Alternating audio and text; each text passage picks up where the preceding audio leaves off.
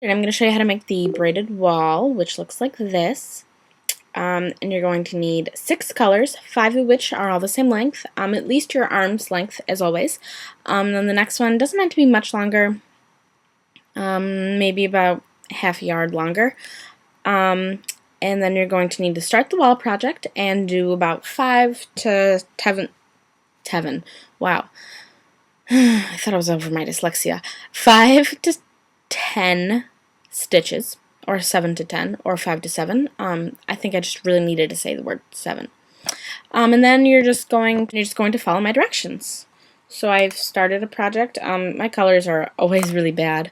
I don't know what it is. I just am awful at picking colors for projects. Every once in a while I'll come up with a really, really good combination, but it's very rare. Okay. So as you can see, seriously, what is wrong with me? Again, I've done about 7, did I do 7? I did 6 stitches. So now I'm just gonna get this knot out of here, and then I will show you what to do next. Now, as you can see here, we have 3 different circles. So you're gonna need to know how to do square too, which obviously if you're doing this, obviously if you're doing this project, you can probably do that because you did the wall. So, let me start. You want to work left to right, but when you're working on the project, that's not how you're gonna do it. You just want to start off this way. So, just start forming one square. And instead of going all the way through about all 5 of them, just, do the one square right here.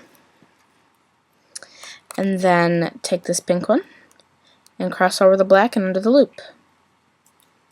So you'll have one square stitch.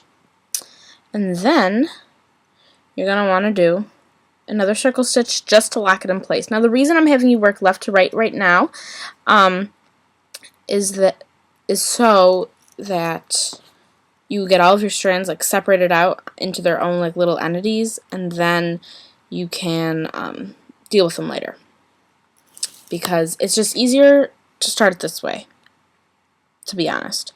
Alright, now if you're looking at this, you might be like, oh, okay, so I'm just going to start working now, right here. No, you want to work with the white one. The next full color is going to be the one you're going to work with.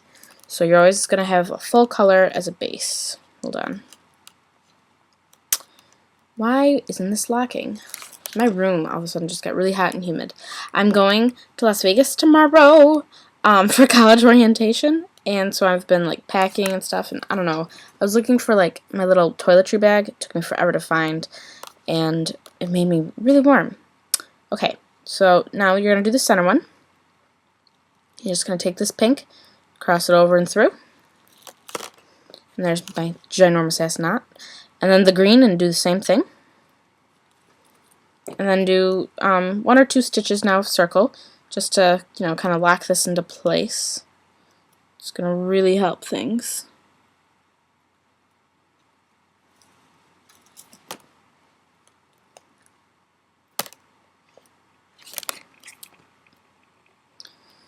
And the other reason you want to do this is so that you can tie off the strands you're not using. Am I even in the frame? Sometimes when my thing goes on, yeah, I was kind of in the frame, I guess. Sometimes when you're doing the project, you accidentally lose sight of what strand goes where and you get confused. So if you started them off already, you can just tie off the ends and then you don't have to worry about it. That's just what I do. Sometimes. I mean, if I have a lot of strands involved.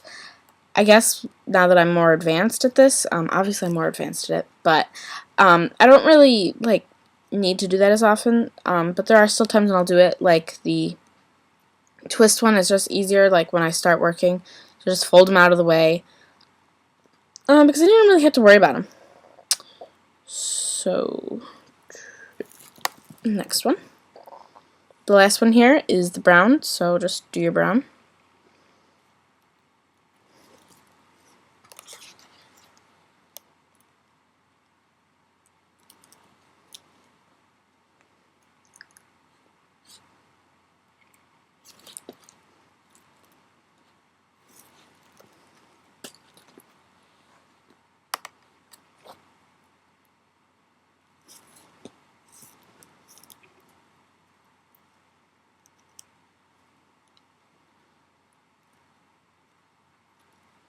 And just do a couple more stitches to lock this into place, and then you can move on.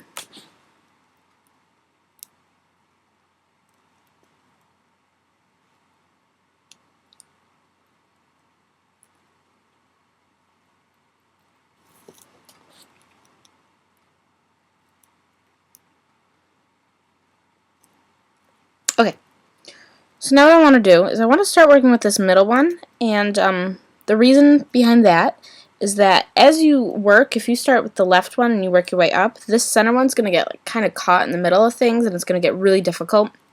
And again, if you do both of the side ones first, the center one's going to be like lost completely in the middle, so it's going to be impossible. So we're just going to start with this one. And what I want to do is I want to take these strands that I'm not going to use, and I'm just going to fold them back here, and I'm just going to tie a little knot in them. And this will help things from tangling, and it'll help, hold